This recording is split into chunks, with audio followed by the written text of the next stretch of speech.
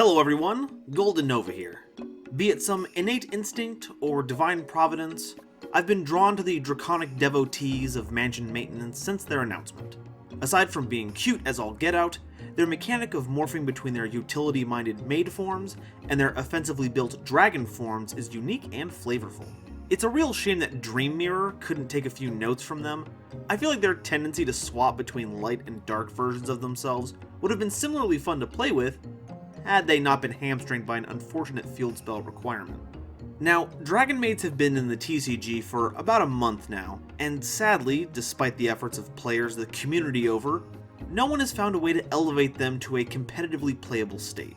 Not every deck needs to be able to top the charts. I mean, power creep would get really out of hand if that was the case, but in an environment where Striker, Orcust, Thunder Dragon, and Salamangreat have been the norm for several months, I think we were all hoping for at least one archetype from Mystic Fighters to break the mold.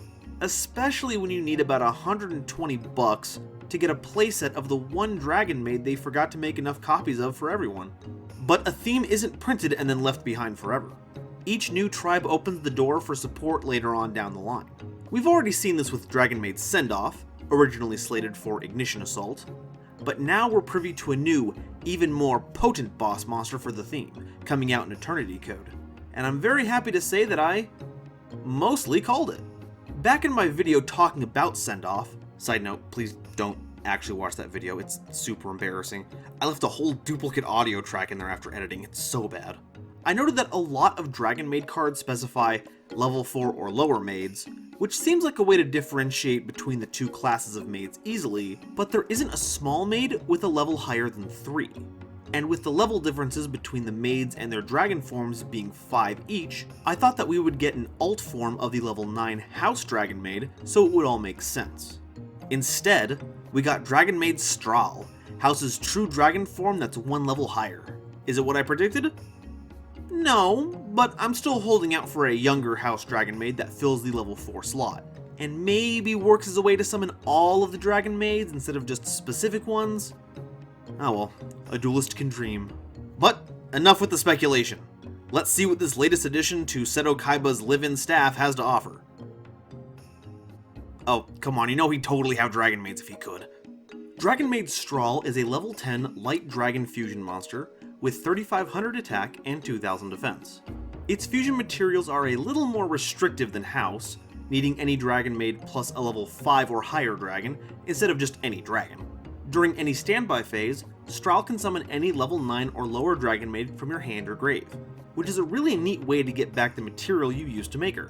And since the level cap is so high, you could use Changeover to fusion summon House, and then return Changeover to your hand with its own effect, then fusion summon again using House as the level 5 or higher dragon, which Strahl can then revive next turn.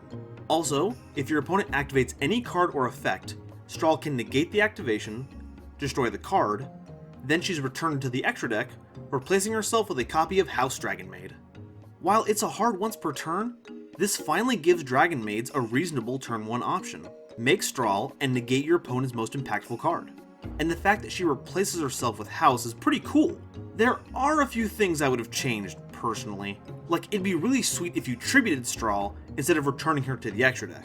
That way, Super Rejuvenation would be even better for the deck, and it would give a guaranteed revival option for House during your standby phase, instead of having to specifically have Tinkek or Lorpar available. Strahl continues to cement the strategy of the theme as a grindy deck that looks to win over the course of a longer game. Previously, you had to rely on your wide range of recursive abilities. Just about every card in the theme has a way to grab themselves out of the graveyard. But now you have a way to leverage that in a way that can stun your opponent. Strahl's negate is pretty effective in that it can hit just about everything, and you don't minus off of it, instead replacing itself with another boss monster that can revive even more maids. And with the ability of Changeover to bounce back to your hand, and the larger dragons reviving every turn as long as you have maids available to grab them, deck builders may want to shy away from big beat strategies, and focus on trying to halt your opponent's actions as effectively as possible while you recur free advantage every turn. It's a pretty optimistic outlook, but I'd rather focus on what the card can do and try to work with it to the best of my abilities before writing it off. Can one card raise the power of an entire deck to competitive status? Double Helix sure did.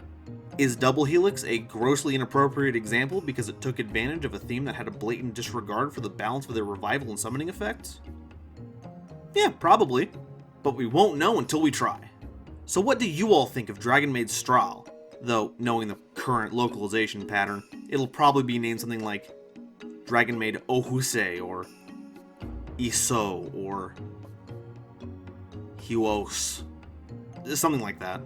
Is it the missing piece that's going to justify your investment in a playset of kitchen Dragonmaids? Or is this another addition to an overbooked, underperforming shift? Let me know in the comments below, and make sure to subscribe for more updates, should another morsel of Dragonmaid news bless our feeds. Thank you all so much, and I'll see you next time. Bye-bye.